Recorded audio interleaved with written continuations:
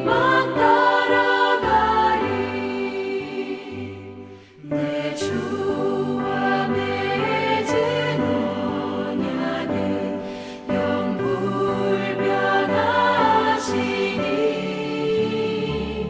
그 날아가기까지는 늘 보호하시네. 주님을 찬송하면서 할렐루야 할렐루야. 내 앞길 멀고 험해도 나 주님만 따라가리.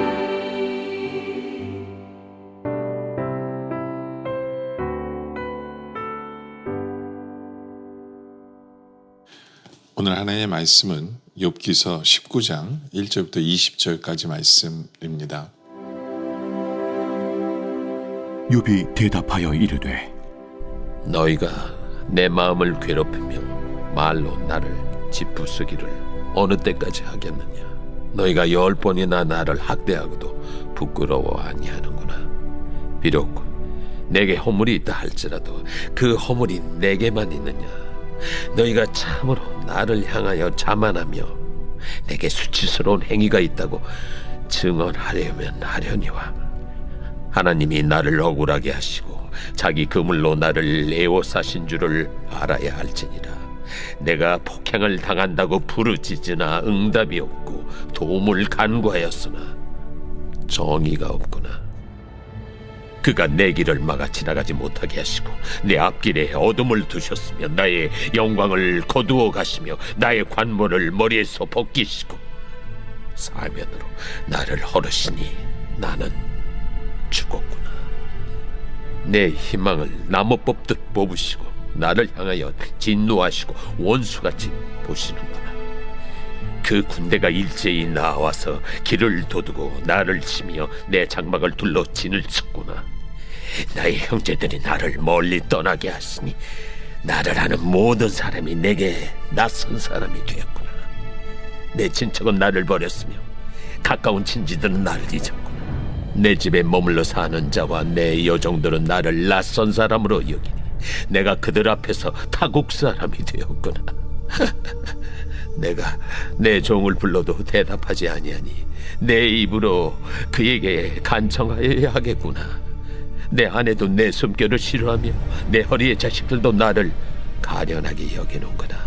어린아이들까지도 나를 업신여기고 내가 일어나면 나를 조롱하는구나.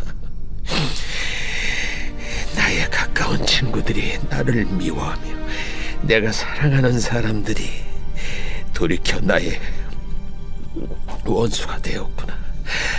내 피부와 살이 뼈에 붙었고 남은 것은 겨우 잇몸뿐이로구나. 욥은 계속해서 자신이 얼마나 친구들의 말에 의해서 괴로운지를 설명을 합니다. 근데 친구들의 말 때문에 괴롭다는 이야기를 하지만 그의 말에는 뼈가 있어요. 친구들이 욥이 하는 얘기를 자세히 들어보면 친구들의 말에 얼마나 모순이 있는가를 보게 되고 또 욥이 무슨 말을 하게 되는지를 알게 되거든요. 생각해 볼 필요가 있습니다. 욥의 고난에 대한 이야기를 하는 것에 대해서 1절에 보면 욥이 대답하이르되 너희가 내 마음을 괴롭히며 말로 나를 짓부수기를 어느 때까지 하겠느냐. 그러니까 친구들이 하는 말이 자신에게 괴로움만 준다는 거예요. 3절에 너희가 10번이나 나를 학대하고도 부끄러워 아니하구나. 뭐 그들의 생각은 욥을 위로하러 왔을지 몰라요. 근데 결과적으로는 욥의 마음을 정말 아프게 만든 거거든요. 정말 학대한 거거든요. 근데 욥의 친구들은 그걸 인정하지 않아요. 자기들이 만든 바른 말만 하는 것이 고난당한 사람 앞에서 해야 되는 일이라고 착각하는 것 같아요. 그게 아니거든요. 고난당한 사람 앞에서는 위로의 말이 필요한 거지 바른 말이 필요한 건 아니에요. 그러면서 욥은 그들의 말에 모순이 있는 것을 이야기합니다. 4절에 보면 비록 내가 허물이 있다 할지라도 그 허물이 내게만 있느냐. 그렇죠? 자꾸 욥이 죄를 져서 이런 고난을 당했다고 얘기하는데 그럼 친구들은 죄를 안 졌냐는 거죠. 말이 안 되는 거거든요. 모든 사람이 죄를 져요. 그 말을 하는 친구들도 죄를 짓는 거죠. 친구들도 죄를 져요. 예. 하나님 보시기에는 큰 죄나 작은 죄나 다 똑같은 죄예요. 똑같은 죄예요. 그렇기 때문에 죄 때문에 치시는 거면 친구들도 치셨어야 돼요. 그러니까 친구들의 말에 모순이 있다는 이야기를 욥은 하고 있는 거예요. 그래서 욥 친구들 생각해 봤어야 돼요. 예? 욥이 죄 때문에 치셨던 얘기는 자신들이 교만하던 얘기예요. 그럼 우리는 안 쳤으니까 우리는 잘했다는 얘기거든요. 자기들이 교만한다는 얘기를 하고 있는 건데 욥의 친구들은 자기의 말도 깨닫지 못하는 거예요. 그러면서 욥이 말하죠. 너희가 참으로 나를 향하여 자만하며 내게 수치로운 행위가 있다고 증언하려고 하려니와. 그렇죠? 욥이 말하잖아요. 너희가 하는 말은 오히려 자만이다, 교만이다 라고 욥이 얘기하는 거거든요. 그러면서 자꾸 나에게 수치스러운 행위가 있다라고 지금 씌우려고 한다는 거예요. 예. 그러면서 6절에 얘기합니다. 하나님이 나를 억울하게 하시고 자기 그물로 나를 에워싸신 줄을 알아야 할지니라. 이 6절만 읽으면요, 욥이 하나님을 원망하는 것처럼 보여요. 하나님이 나를 억울하게 하셨다라고 얘기하잖아요. 예?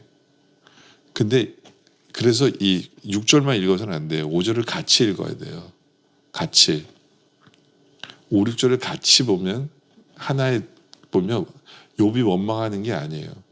같이 보게 되면 깨닫게 되는 게 뭐냐면 오히려 욥의 친구들의 말이 하나님을 그런 분으로 만들고 있다는 얘기를 하는 거예요. 하나님을 그런 분으로 만들고 있다. 무슨 얘기예요? 그러니까 욥이 죄가 없는데 죄인을 치신 하나님, 심판하신 하나님, 죄가 없는데 고난을 안 주신 하나님, 죄가 없는데 고난을 안 주시는 하나님이라고 자꾸 얘기한다면 죄가 없는 욥에게 하는 것은 욥을 억울하게 만드는 거라는 거거든요. 그렇죠? 그러니까 그들은 하나님을 옹호한다고 하나님의 편이 되어서 이야기를 한다고 하지만 실제로는 하나님이 하시는 일에 대해서 그들은 하나님을 욕하고 있는 거랑 똑같다라는 거거든요. 바로 그런 의미가 이 안에 포함되어 있어요. 그렇기 때문에 우리가 말할 때 조심해야 돼요. 말할 때 조심해야 돼요. 예? 자기 스스로는 맞는 말을 한다고 얘기하지만 욥에게 상처를 주고 형제에게 아픔을 주고 그것도 죄거든요. 근데 형제에게 아픔을 주면서 하나님은 이런 분이시야 라고 얘기할 때 조심해야 돼요. 고난 앞에 있는 사람에게 조심해야 돼요. 잘못하면 하나님도 욕되게 할 수 있어요. 하나님도 욕되게 할 수 있어요. 근데 우리는 고난받는 사람 앞에서 너무 쉽게 말을 하는 것은 아닌지, 내 말이 옳다고 생각하면서 말하는 그것조차도 조심해야 되는데, 한마디로 말하면 형제의 마음을 아프게 하는 말은 죄예요. 아무리 내가 옳은 소리를 한다고 할지라도, 옳은 소리를 할지라도 그것은 죄가 될 수 있고 하나님을 욕하는 것이 될 수 있다라는 것을 욥은 분명히 설명하기 때문에 우리는 기억해야 돼요.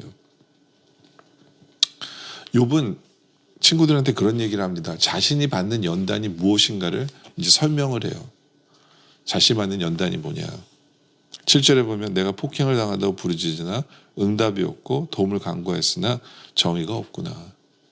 그 무슨 얘기냐면 욥이 당하는 첫 번째 연단은 뭐냐면 기도했는데 응답이 바로 오지 않는 것. 그것이 연단이에요. 예. 그러니까 하나님을 원망하는 게 아니라 지금 자기 상황을 얘기하는 거예요. 기도했는데 응답이 바로 없다는 거예요. 예. 그것도 연단이거든요. 친구들은 얘기해요. 너 기도하면 바로 응답받아. 아니거든요. 항상 그런 거 아니에요. 욥이 지금 당하고 있는 연단을 설명하는 거예요. 기도 안 한 거 아니에요. 욥도. 근데 응답이 바로 오지 않는 그 기다림이 필요한 연단이 필요한 거죠. 연단을 하나님이 하시는 거예요. 예. 또 9절에 나의 영광을 거두어 가시며 나의 관모를 머리에서 벗기시고, 뭐예요? 하나님께서 욥에게 세상에서 받는 영광과 뭐 자랑거리를 다 빼앗아 가시는 거예요. 예. 겸손케 하시는 연단을 욥은 겪고 있는 거죠. 또 10절에 사면으로 나를 허르시니 나는 죽었구나. 내 희망이 나무 뽑듯 뽑으시고, 뭐예요? 사면이 내가 죽은 것처럼, 그러니까 내가 할 수 있는 게 아무것도 없다고 하시는 거예요. 정말 내가 아무것도 할 수 없도록 만드시는 그런 연단. 그리고 13절부터 보면 나의 형제들이 나를 멀리 떠나게 하시니 나를 아는 모든 사람이 내게 낯선 사람이 되구나. 사람들에게 멸시당하는 연단을 표현하는 거예요. 내 친척은 나를 버리고 가까운 친구들은 나를 잊어버리고 사람들에게 멸시를 당하게 하시고 하는 이런 것들을 참 사람은 의지할 때가 의지할 수가 없다라고 하는 걸 깨닫게 하시는 거죠. 뼈저리게 깨닫게 하는 거예요. 그러니까 계속해서 15절부터 계속해서 다 사람에 대한 얘기예요. 19절에 나의 가까운 친구들이 나를 미워하고 내가 사랑하는 사람들이 돌이켜 나를 원수 되었구나. 그러다 보니까 20절에 내 피부와 살이 뼈에 붙었고 남은 것은 겨우 잇몸뿐이야. 내게 남은 것은 아무것도 없는 거예요. 그러니까 사람에게 배신당하고 사람에게 멸시당하고 하면서 참 하나님은 세상에 믿을 사람도 없다는 거예요. 하나님밖에는 없도록 만드는 그런 연단의 모습을 말씀하는 거거든요. 근데 이제 친구들은 이게 욥이 하나님을 원망하는 것처럼 잘못 들어요. 아니에요. 원망하는 게 아니라 자신의 지금 상황을 통해서 하나님이 자기를 연단하는 모습을 보여주는 것뿐이거든요. 근데 친구들은 자꾸 오해하고 욥의 말을 오해하고 잘못 듣고 하면서 욥에겐 상처 주고 하나님의 뜻도 모르면서 하나님은 이런 분이시라고 얘기하면서 하나님을 욕되게 하고 하는 이러한 모습들이 있음을 욥은 얘기하는 거거든요. 그렇기 때문에 우리가 잘 생각해야 돼요. 고난당한다고 해서 그 사람이 잘못한 게 아니에요. 그 사람을 죄인 취급해서도 안 되고 그 사람에게 상처를 주면 안 돼요. 상처를 주는 내가 잘못하고 있는 거예요. 내가.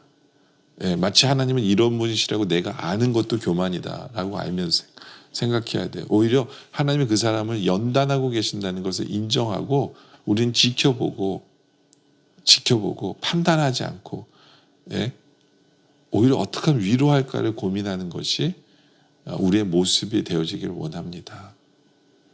상대방 말을 잘 듣는 우리들이 되어지기를 원합니다. 그래서 참 위로자로 쓰임받는 우리들이 되어지시기를 주님의 이름으로 축원합니다.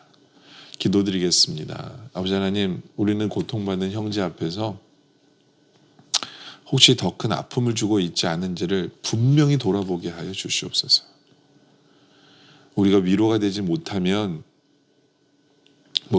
내가 아는 척하는 그것이 죄라는 것을 깨달아 알게 하여 주시옵소서. 정말 하나님이 이런 분이시라고 우리 스스로가 안다라고 착각하지 않게 하여 주시옵소서. 그 하나님의 오묘함을 우리는 모르기에 오히려 겸손하게 하여 주시옵소서. 우리가 상대방에게 바른 말을 한다고 하면서 오히려 하나님을 욕하는 것까지 할 수 있다는 것을 우리가 기억하면서 우리를 분명히 돌아보게 하여 주시옵소서. 상대방이 당하는 고난이 연단이라는 것을 인정하게 하여 주시옵소서. 하나님은 연단하시는 분임을 우리가 분명히 기억하면서 고통당하는 사람에게 위로가 될 줄 알고 힘이 될 줄 아는 그런 삶을 살아가는 우리 모두가 되어질 수 있도록 주님 인도하여 주시옵소서. 오늘 말씀에 감사드리며 계속된 기도 속에 주님 함께해 주셨길 바라며 예수님의 이름으로 간절히 기도드립니다. 아멘.